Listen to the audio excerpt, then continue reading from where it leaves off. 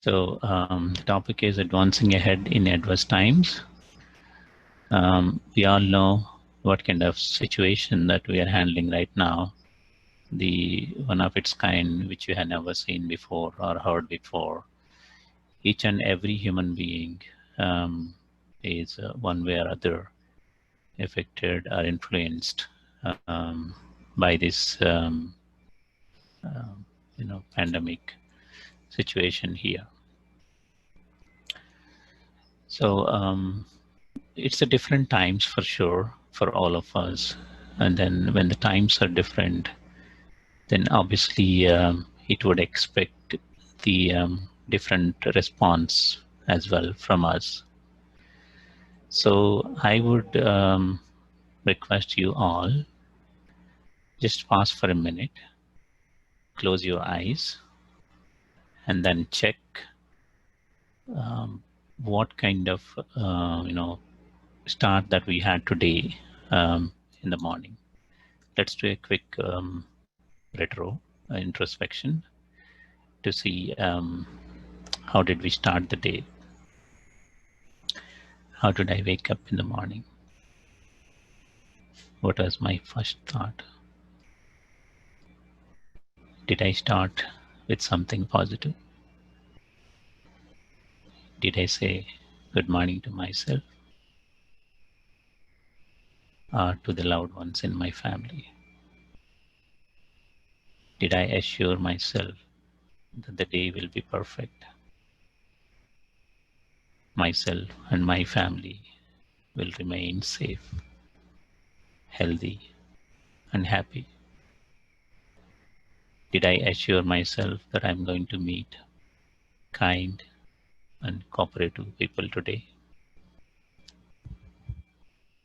Did I give blessing for me and everyone that sooner everything will be back to normal and then world become a better place? Okay, now you can open your eyes.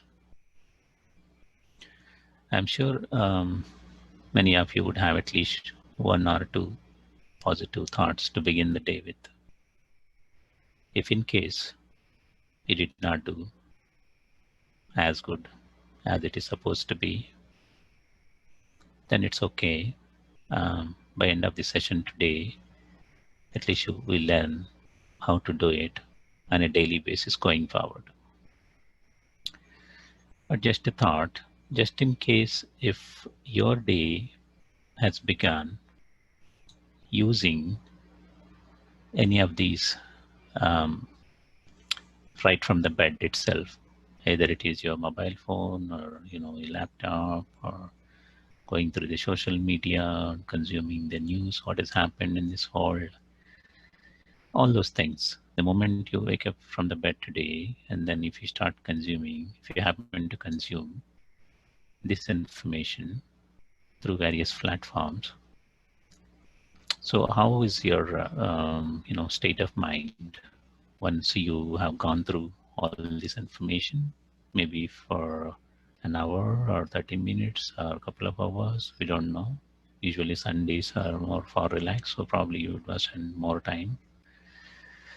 So how is your feelings? Do you feel really supercharged and ready for the day, or do you feel some kind of fear or stress, tension, anxiety, confusion, some kind of anger, some helplessness, fantasy, despondency? There's so many things that one can go through based on the kind of information that what we have consumed today. So obviously none of this makes us feel good about ourselves. But the question is, why to begin the day like that? Is it just a mere habit, or we are addicted to even some kind of pain and suffering as well? We know that it doesn't make us feel good, but still we continue to do it. There has to be some reason why. And not only that, when we get started the day with this kind of nutrition in the morning, then when you go to work, then obviously, and then throughout the day, you continue to give some amount of this information, the same similar feelings by consuming information again and again through various means and channels, either through the conversation from your colleagues or maybe through the same internet or mobile phones or whatever. So we make sure that the nutrition is continuously supplied to your mind in different ways all through the day. And by the time we come back home, we are completely exhausted, and then we are tired. Sometimes we express our frustration on our family members as well, because those are the easy soft targets for us, because the frustration that what we have been holding upon the whole day, we somewhere we have to vent out, so we take our family members or our kids as the triggers for to vent out that frustration. And then we sit in front of the TV in the name of relaxation, and then we consume same information again until the last minute we go to bed. Maybe while we went to the bed also, we still we keep chatting with someone or browsing through something in your mobile phone, and finally we fell asleep. Maybe 10:30, 11, 12, whatever be your habit is of sleep. So again, the day begins in the same way though how you start the previous day, and then the cycle goes on forever. And then finally we say life is tough, it's very complicated, and all those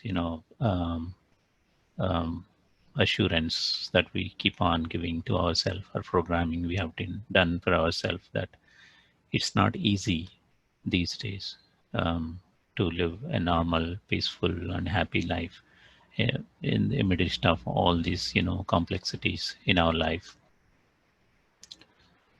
right? So if we have to take, let's say, a road trip, right? When do you say the road trip is, or a journey is so tough and scary and unpleasant? When your vehicle, that what you're using for your journey, is not in good condition, and the road itself is in a very bad condition, and the traffic is too high, and the directions are not very clear, and the destination is unknown. Obviously, either all of these, or at least one or two, would make your life, or would make your journey difficult and then unpleasant, right? So is the case of your journey of your life. Your body being the vehicle, if it is not healthy, and the path that you have chosen and make it as your lifestyle is not filled with discipline, and then if your mind is producing thoughts, too many thoughts, this mind is always busy in producing thoughts, and then especially when there is negative and waste thoughts are being produced, then your mind really gets too busy.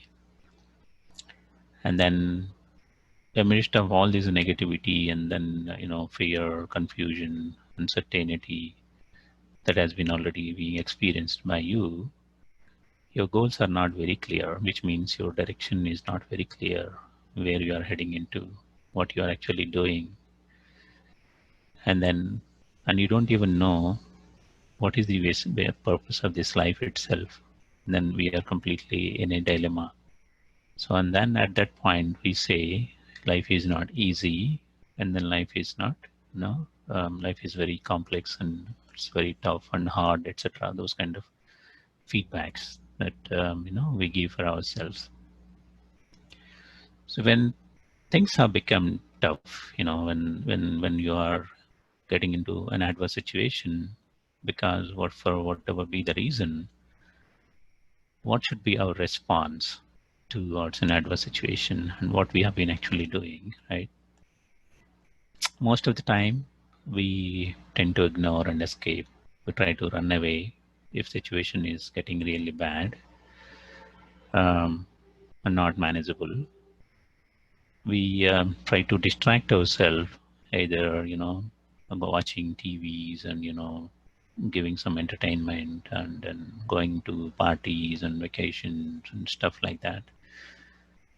Basically, we're not trying to acknowledge the problem. We're trying to escape, avoid it.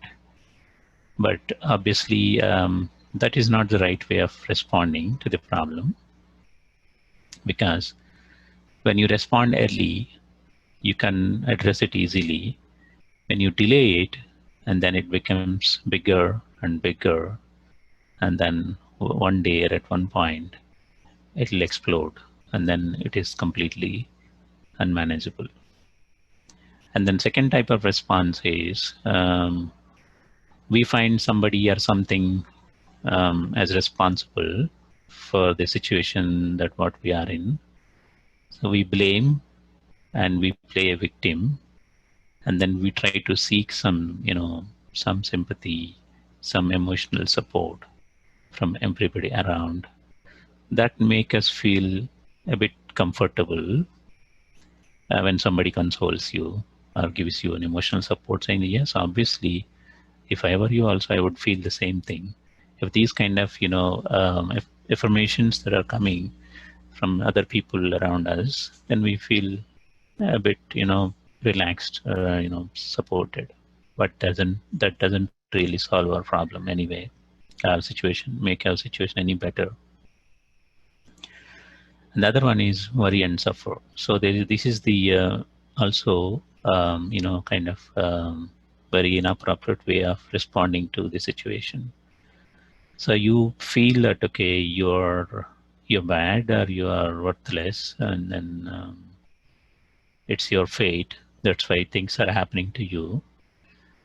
And basically, it's kind of low self-esteem, and then a lot of pity. So we silently suffer, and then we deteriorate our health and, our relationships and then everything, our performance at work and everything. And we pay the price eventually later by not addressing the problem in the right way. So those are first three are the very typical way of many people's response to an adverse situation. But actually, the ideal way is to, face it and then fix it. So to be able to face any adverse situation, what you need is emotional strength and then power. You need to understand why and how things are happening. So when you start facing any situation and then start looking into and then coming closer, then situations usually that doesn't seem to be that complicated. Initially, when you see from the distance, probably it's uh, more unmanageable. But when you take that courage to step in and then step up, stating it could be, if you are not prepared for a situation like, coronavirus, say for example, see all these nations. Forget about, okay, developing nations, if they're not prepared, that's fine. They have their own limitations because of the limited resource and all. But country like United States and then all those European countries, they are also not prepared well for this kind of situation, and then see the heavy price that these countries are paying. So being prepared is means like, let's say if you are in a military or a commando, right? So know what they do. They simulate the situations and then they rigorously, train themselves to be ready to cope up any kind of challenges that may come up. So they are always ready for deployment into any kind of hostile environment. So they never say, why me? Because they have prepared themselves, and then they always say that try me. So when you prepare yourself to face a situation, that's how your confidence and your readiness would be whenever the situation that surfaces, in our daily life. So, but the strength, or the preparation cannot be done overnight. Once you start implementing the techniques of handling a situation in smaller situations on a daily basis, and then if you're making, accumulating that power slowly each day, and then you become better and stronger, and day by day, and those who will be, when there is a real situation comes, a bigger situation comes, the accumulated power within us will help us to cope up to that adverse situation, right? So in order to prepare ourselves to have that power or accumulation, we need to really understand what is causing us this kind of situation. Is, first of all, the foundation is our belief system. We are having millions of beliefs in the world today, and then each individual they have plenty of you know um, 1 second.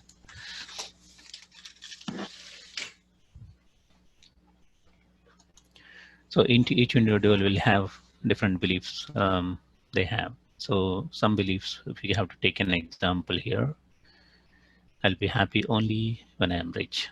So basically you're saying unless you're having enough riches, you will not be happy.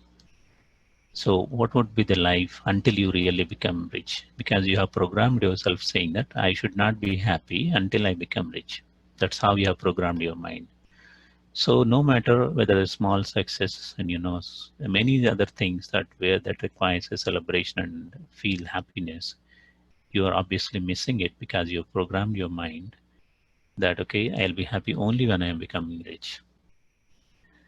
Then I get angry because people irritate me.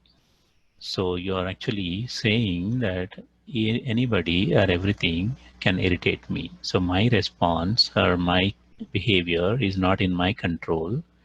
My emotions are not in my control. I completely rely on the goodness of people or things around me. So if I have to be peaceful, everybody else around me should be peaceful. I don't think that's the right belief system. I was cheated, so I cannot forgive him or her. This is hatred. Yes, people have weaknesses. They do things for different reasons. But your life is more precious than anything else. If you are holding anybody as a hostage in your heart and in your mind, and then when you continue to suffer the actual incident or something that has happened throughout your life without letting it go, who is cursing you? It is your own self, because the person who has cheated you, maybe he has done only once, but you yourself is cheating yourself throughout your life. So I feel relaxed when I smoke. This is an addiction. Basically you are trying to distract here, and you are in stress and tension. You found this as one means, as a shorter version of distraction. This is again not healthy option. People should give me respect. This is ego basically. So this is because of your status, because of your power, because of your whatever, the way you are. If you're expecting people to give you respect, and then if they don't give you, then you are disappointed and then you feel insulted. So you have to believe in yourself, and then when you start displaying your self-respect and esteem, and then automatically people will notice you and then they will respect you. But unfortunately, we expect everything from outside towards us to inside. So that's where we go wrong, even in this aspect as well. We don't really understand the difference between the self-respect and ego. So, and the other thing is, my dress is not good, not sure what people think of me. It's low self-esteem. So your personality itself is is good enough to make an impression on the other people. It doesn't matter your external look or, all the gear that what you are wearing. It hardly plays any role.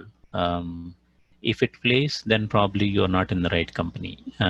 So it shouldn't really matter if somebody is only giving respect to your dress and costume, and it is obvious that they are not giving it to you, and they are giving it to the care that what we are. So that respect goes to those material things, not to you. So you don't have to boast of anything for yourself. So try to wear a personality that makes you more confident, and then more pleasant and comfortable, rather seeking somebody's approval or appreciation, something like that, or acceptance for that matter. So when somebody is getting or progressing in life, we tend to feel jealous because we want it inside in ourselves. Okay, why not me? But we don't really realize how much effort and how much hard work behind the screen that is happening for that person to be able to reach to that stage where he is. Quite often, there's a lot underneath, below the eye. We only see the tip of the iceberg, but below there is so much that is happening, and then we don't realize that all that is forming the basis for that person's success.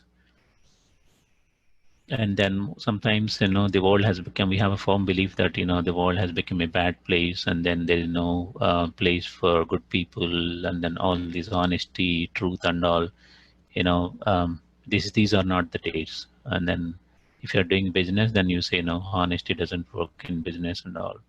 So these are some of the belief systems that we have been living for a while. And then when you are taking these belief systems as your foundation, and then the behaviors are going to emerge out of these belief systems are also going to be not very right.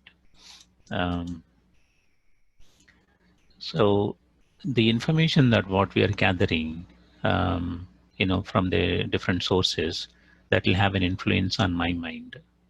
So we have seen what kind of information and what kind of sources that what we have been using for gathering the information. So if you are seeding that information as your daily input for your mind, then automatically your mind is under the constant influence of these pieces of information.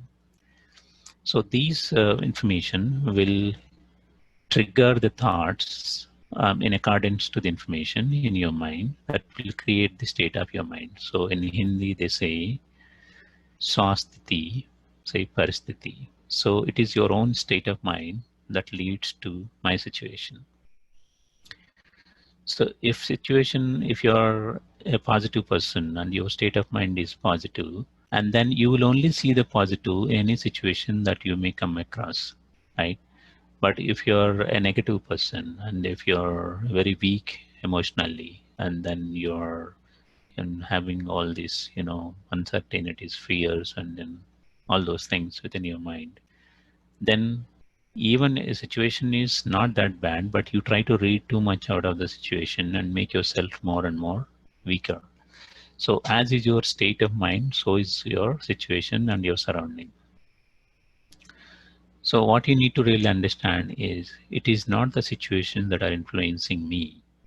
Situations are the same for everybody, but the responses are not the same.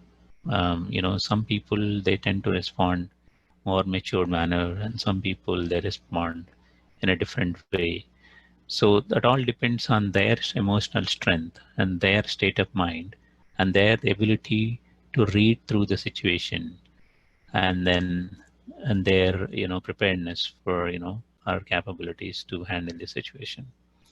So it is your response that is creating the whatever the pain, suffering that you're going through because of any situation. But we tend to attribute that pain or suffering directly to the situation itself. No situation, no incident, or no problem, or no person has the ability directly to cause pain or suffering or influence upon us unless we allow them to do it.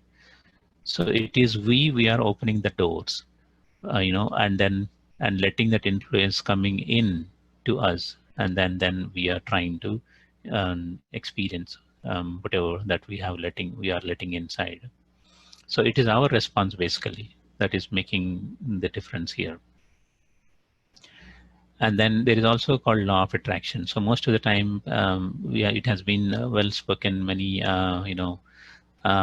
for many years that whatever you want, if you are really serious about it, then you're going to attract it. But something that you need to really understand about the law of attraction is law of attraction doesn't work based on your wants.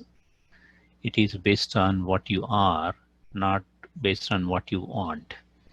So if, say for example, if you are, if you want to be happy, let's take an example. It should be, if you want to be happy all the time, no matter what it is. So I say to myself that, okay, I am a happy being. Okay. Whether the current situations really indicate that whether I am happy or not, that's a different story. But I prepare myself that, okay, I convince myself that I am a happy being. So when I give that suggestion to my mind, and then when I keep on reminding myself that I am a happy being, and then, while doing things, I will do the things with the same awareness that, okay, I am a happy being. Okay. And then while I'm getting some reward out of what I do, then it is most likely that it is going to really give me happiness, because I have created the state of that happiness well before even I actually experienced the result. So I have created the state of mind, I believed in it, and then I have executed whatever that I have to do, whether it is a thought or a word or action or anything, with the awareness of being happy.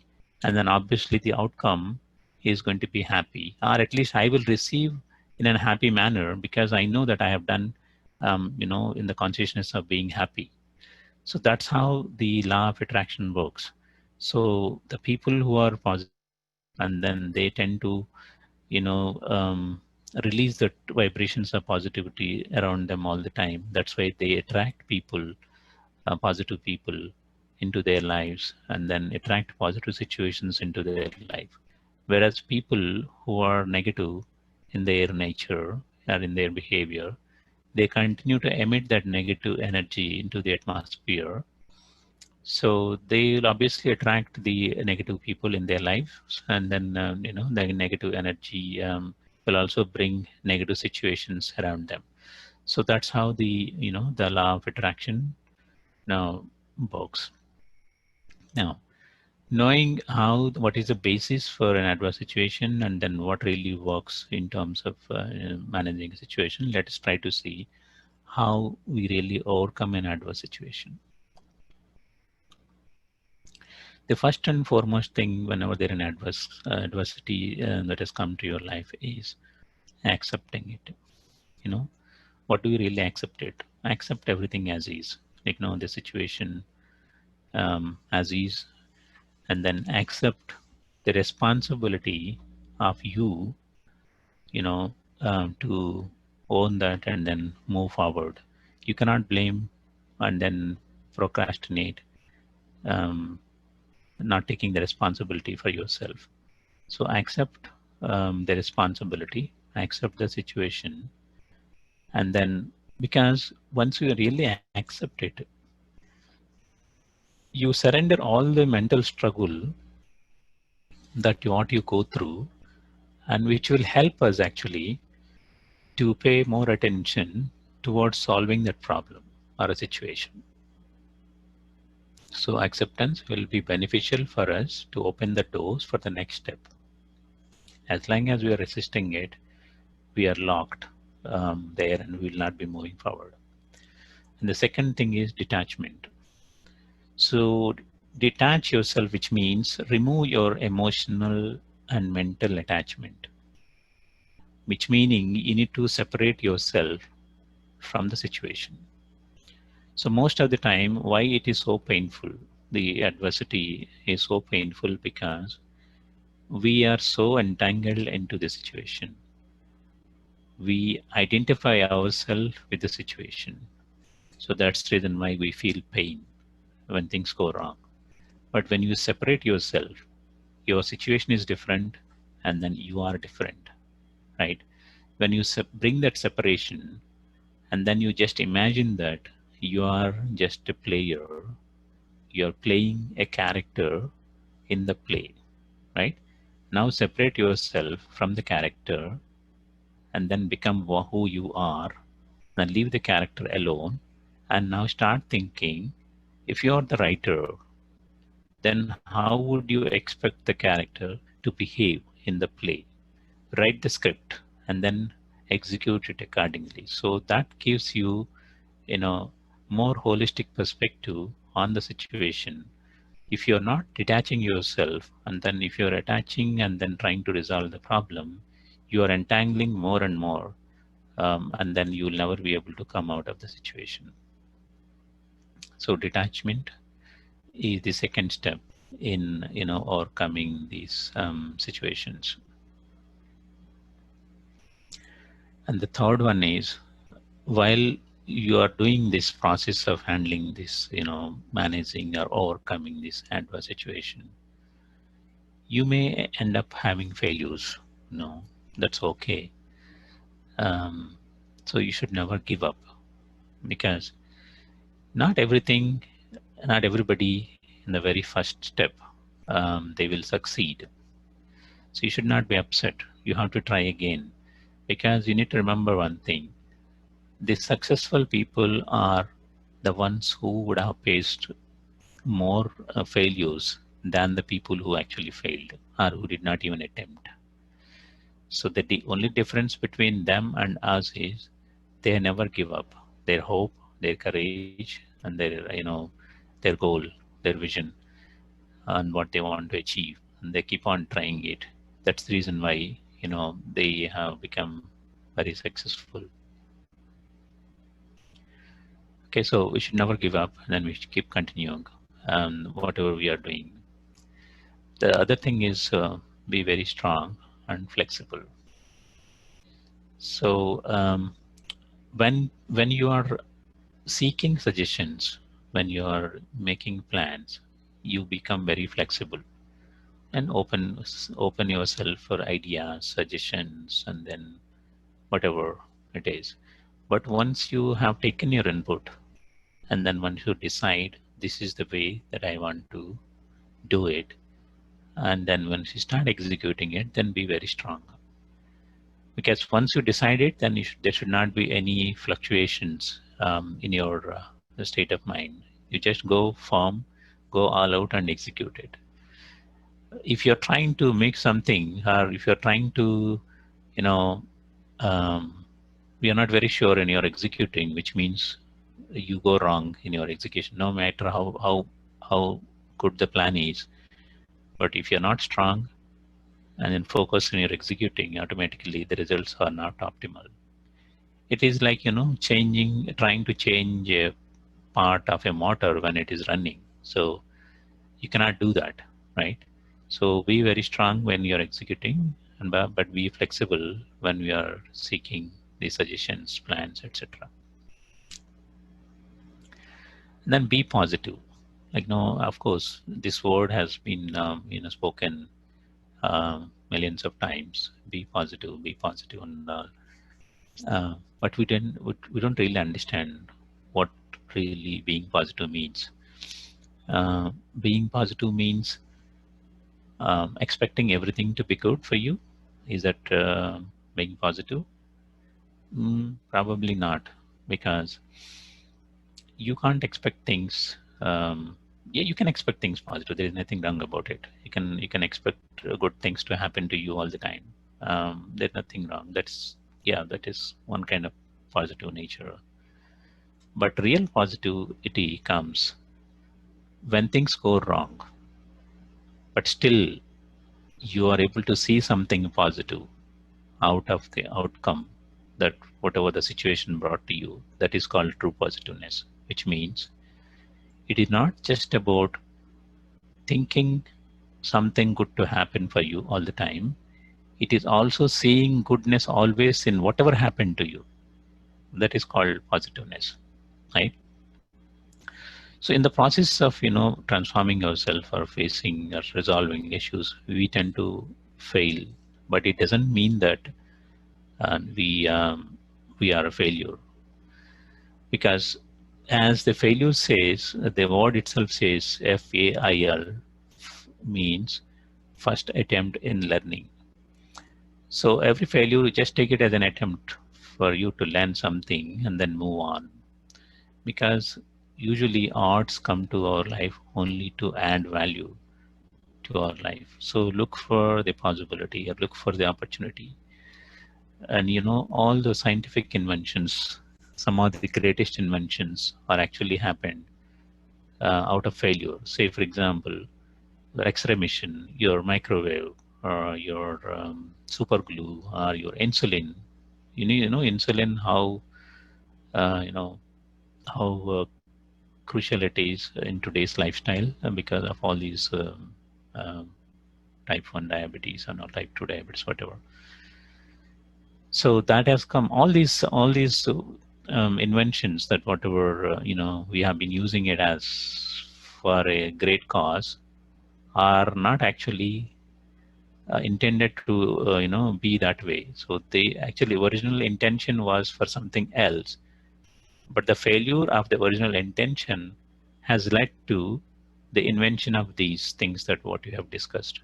So that goes to tell you that every failure has something to offer. It is only the way we see and then learn from it that will make it whether it is really a useful failure for you or not. Because otherwise, every failure has something to offer for us. And the next thing is cooperation. Now, if you, there is a saying, right? So if you want to go faster, then walk alone. And then if you want to go longer, then walk together. In most of the time, we are busy in racing other for reaching that finish line. But happiness does not come when you are defeating someone, and real happiness comes when you help other person also to succeed along with you. So that cooperation will help you a great deal in overcoming the adversities. Now, once you overcome the adversity, so we know how to overcome the adversities, but there is another finer aspect in dealing with adversities is, converting the adversity into an advantage, right? So how do we do that? So everything in life happens for good. Wow, the statement seems to be a little unbelievable, or not easy to digest, because how can everything can be, you know happening, everything happening in my life is for good. Let's say for example, if I lose a job, or if I have a breakup in my relationships, and if I lose money in business, if I meet an accident and break my legs and become wheelchaired, how can you think that, okay, these are the things that are happening for something good? Okay, we do not know the complete story, so we only see one partial fraction of the bigger story, and then we try to judge, okay, at this moment this is bad for me, right? But we do not know what is there, what has happened before and what's going to happen later. And then when we don't have that correlation between the past, present and future, and then when you're trying to define something or judge something with a very partial view, then that is not a true perspective. And another thing is, every pain or suffering has some value to offer. And even though if you're feeling the pain, please do not discount it for free, or do not disrespect the value of it. It has something, it has a price, you have paid some price for it, so you need to respect that. So every pain and suffering has some value to offer for us. So other thing is, have patience and tolerance. So most of the time situations seem to be too big, and then you may feel beyond your capacity to handle. And then whenever situation happens, then it gives us some kind of shock waves, and then since we are not anticipating that. So, but the key here is holding yourself until those shock waves subside, because adversities are usually, they are temporary, they are not permanent. So they come and they go away. There is a reason why they are coming, and then we need to hold on until the cloud passes away. Things will be okay after some time, but you need to survive with the hope until then. So observe patience and tolerance to keep yourself alive when adversity hits you. And the other thing is maintain your self-respect. So people may think like, no, I am a bad person. That's the reason why bad situations are coming to me or happening to me. Yeah, sometimes it may be true that because of your karmic connections from the past, things might be happening. It is to some extent it is true, but bad situations will happen for good people as well. So that's what you need to really understand. And a bad situation does not make you bad. You are different and the situation is different. Only thing is you happen to bump into a bad situation. Okay. So your starting point should not be, I'm a bad person, that's why situations are happening bad to me. No. Your starting point should be, I am a good being, but however, there are some bad things happening to me. So it's kind of test for you how best you can handle a situation, and it comes only to make you more stronger. We have been gone through a lot of education system. In the education system, at the end of the year, you'll have those tests to examine how good you are in your learning, and then whether you are worthy of promoting to your next level or not. So you cannot call that examination as something bad, do you? So in the same way, in the life also, situations will keep coming on and off to check your strength and to make you more stronger and to check whether you're really alert or not. So you have to think in the positive perspective in while handling those situations. So the other thing is learn to move on. So most of the time when any situation comes, people will get stuck there, and then they feel that as if their whole life is coming to an end, and they will not be able to digest the outcome of the situation so easily, and then so they move on from that situation. But you need to really move on, because life goes on whether you like it or you don't like it. It's a journey, it goes on, nothing will stop for you and for your readiness. So you need to recover. So only thing that stops me recovering is my own decision. The early you come to terms with the situation and decide to move on, the better you will be. If you're delaying, the longer you struggle, the more pain and suffering you will have. It's like you are prisoning your own self. You are imprisoning your own self. The key is in your hands, and it's up to you whether you open the door and walk away or you still continue to sit inside the prison. So the last thing is, remember who really you are, and then whom do you really belong to.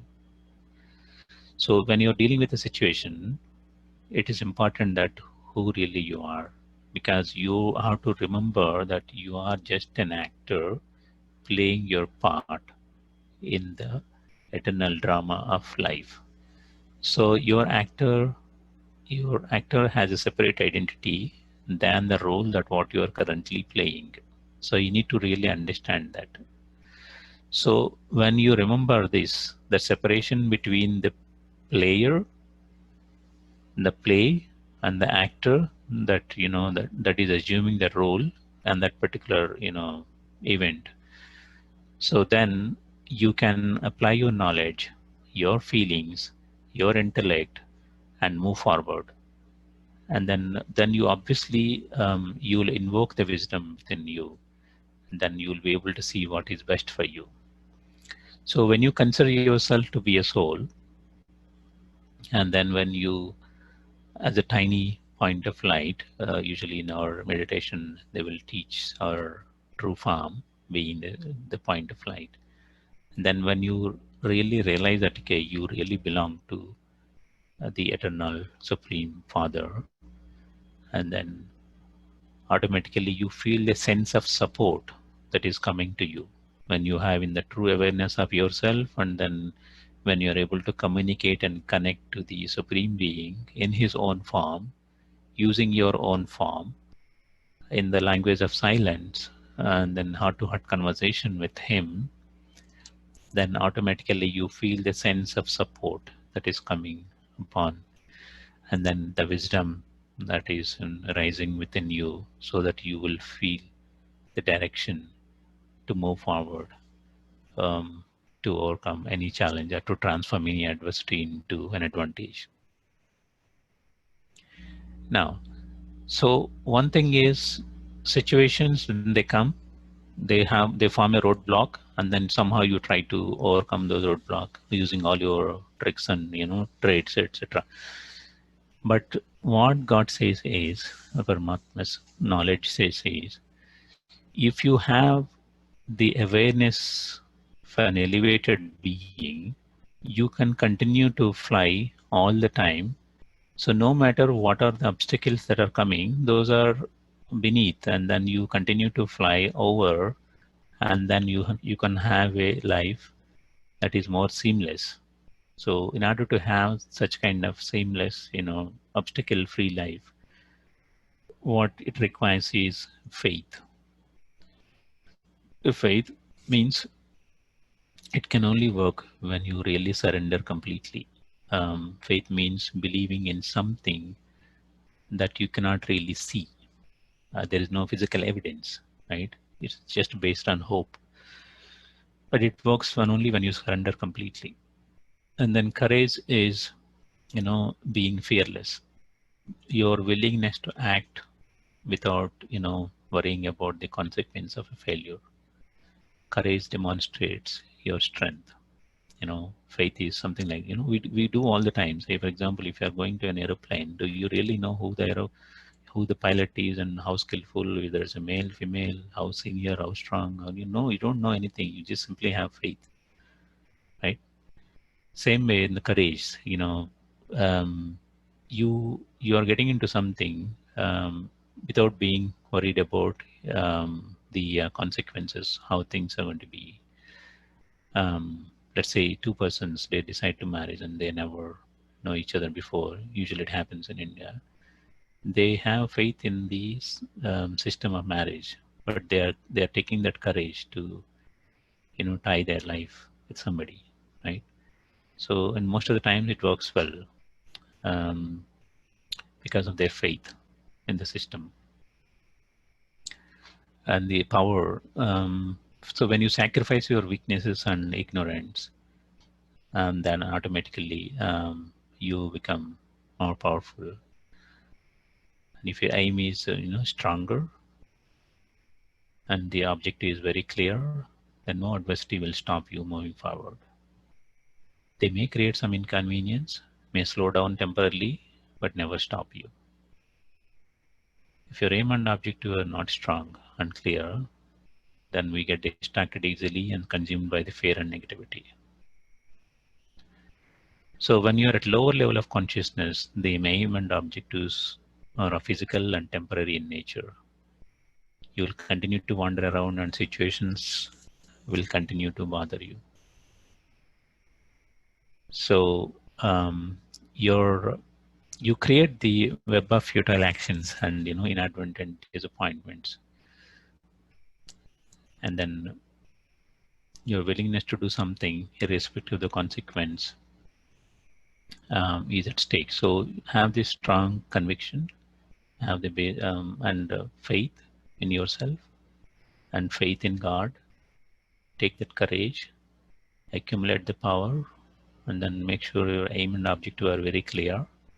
then automatically we'll be flying higher, and then all the obstacles that are coming on our way are insignificant. So this is where Raj Yoga meditation helps you a great deal, because it connects you and the truth, that is Almighty, together by giving you the true perspective and knowledge about both you and then the Supreme. It makes your mind pure and powerful, and because with this, the knowledge that you realize what is good and what is not good, what is right, what is not wrong. So you tend to imbibe that, purity, and then attract the power from the Supreme.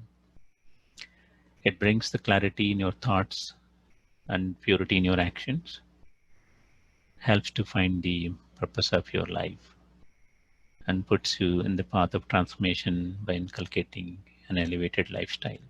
So because Raj Yoga meditation itself is a lifestyle, it is not just for 20 minutes or 30 minutes or half an hour. In fact, it's a new lifestyle. That's why in the beginning of the session I said, it has brought within me so much of transformation. And then I'm so glad and thankful for everything that has happened in my life through this meditation, Raj Yoga meditation. So when you make God as your companion, so what things could happen, how things could really work for you. When you recognize the truth, means yourself and God, and you surrender your mind and intellect to God completely, when you show unshakable faith to His directions, and when you take the courage to destroy the weaknesses and then become powerful, when you keep your aim of liberation in life and then objective of cooperating everybody in your vision, we will always be constantly happy, victorious, carefree emperors, destroying all obstacles. So we become Vigna Vinashik when you have God as your companion, and when you forge a relationship with Him, and then when we are able to imbibe the powers from Supreme Himself, then we become the Vigna Vinashik, and then no obstacle can really stop us. So before I close, I just wanted to tell you, see, every day in the morning when you get ready in the wardrobe, you stand in front of the wardrobe at least a few minutes, and you'll wonder what to wear today, what kind of clothes I need to wear, accessories I need to wear, jewelries I need to take, perfume that I need to use. We spend some time, maybe significant of time in some cases. But for the mind, every day, what do we wear? Do we really think about it? That's where all the difference that it makes. If you can wear the right attitude, that is made of, you should have a sweet smile on your face, a pure and powerful thoughts in your mind, and heart full of blessings, and then a plenty of gratitude in everything that you do for everybody around you. So that attitude is everything when you are facing the adversities. So I am wishing and hoping everybody to make an effort to bring that kind of right attitude into our lives, through the practice of meditation and the lifestyle of Raj Yoga taught by BRAHMAKUMARIS. So just a quick introduction about the organization. BRAHMAKUMARIS organization is established in 1936 and then headquartered in India, Rajasthan. But we have BK Silicon Valley chapter in Milpitas. Sister Kusum Kejriwal has been running this for the last 25 years, and she has been doing a wonderful service. And then she's a great, mentor, guru. And then she has a lot of wisdom to share with you. Then whenever you are running into, whenever we have difficult situations, we seek her suggestions, and using her wisdom and her directions, we take benefit of handling those situations very well. So Raj Yoga Meditation Center in Milpitas, we're offering free Raj Yoga meditation courses in English and Hindi, and a lot of webinars. And of course, earlier we used to do seminars when things are, personal contacts are happening before Corona. Now we are webinars, and then events, kids living value classes, parenting classes, etc. So you can go through our website, brahmakumaris.org, for more information and schedules and details of the classes. And here are the dates of Hindi and English Raj Yoga meditation courses. English one is starting on June 20th, and then Hindi is starting on July 4th. Now, next webinars are, June 20th. As I mentioned, every Saturday between 12 to 1, we have a webinar, like how it is happening today. So the next topic is scientific benefits of meditation. And the next other one is following week, choose stillness over illness.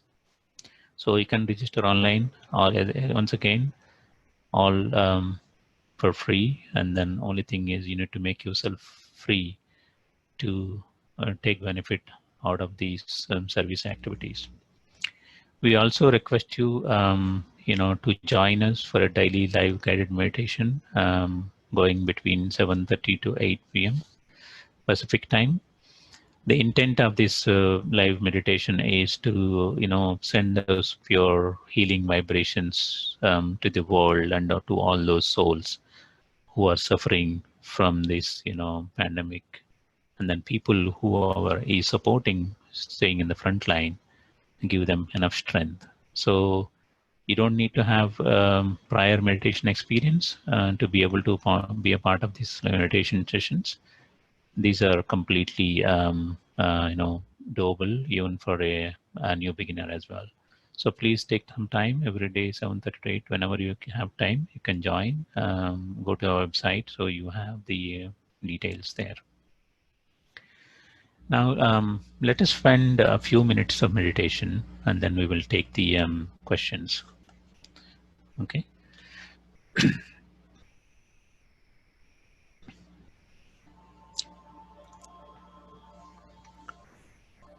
Sit back, relax your body, take a deep breath, and release it slowly.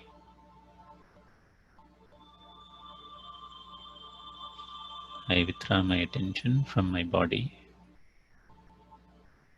and bodily sense organs. I see myself as a tiny point,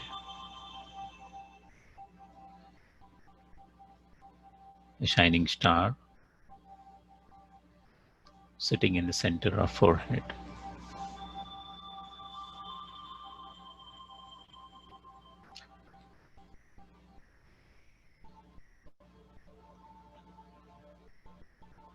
I remind myself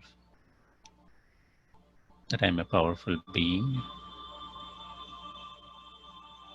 I'm a fearless being. I'm the master of this body. With the power of my mind and intellect,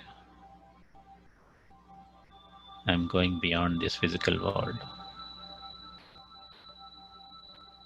beyond the sun, moon, stars, and all other planets.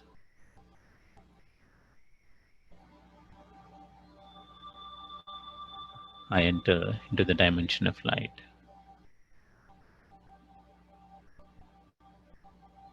a world which is unlimited and completely silent.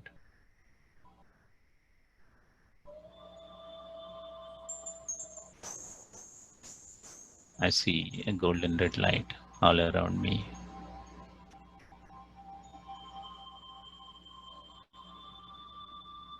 This is my home, the land of peace, Shantidham, Parandham.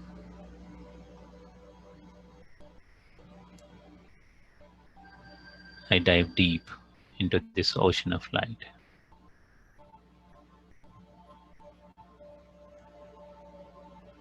I see the most powerful bright point of light in front of me, radiating its light to all the corners of the universe. These rays are emerging from this light are so gentle, very loving, and pulling me closer like a magnet. I experience the unconditional love of an eternal parent. This is my Father, the Supreme Soul, who is called as God, Ishvar, Allah, and the Almighty. I feel His hand of blessings on my forehead. I have the unlimited support of my Father.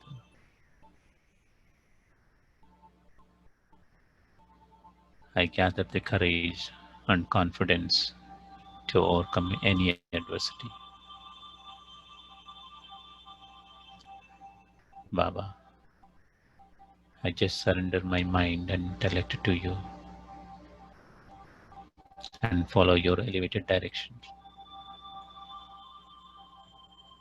I knew you are my well-wisher and the bestower of my fortune. Everything in life is happening for good. Thank you, Baba, for everything. You are my companion in this eternal journey. I have the strength and power to be able to overcome all the obstacles. I am God's child, and victory is my birthright. I am a victorious soul. Now I slowly return back to this world of action, into my physical body.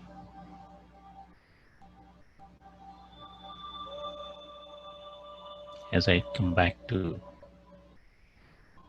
my physical state,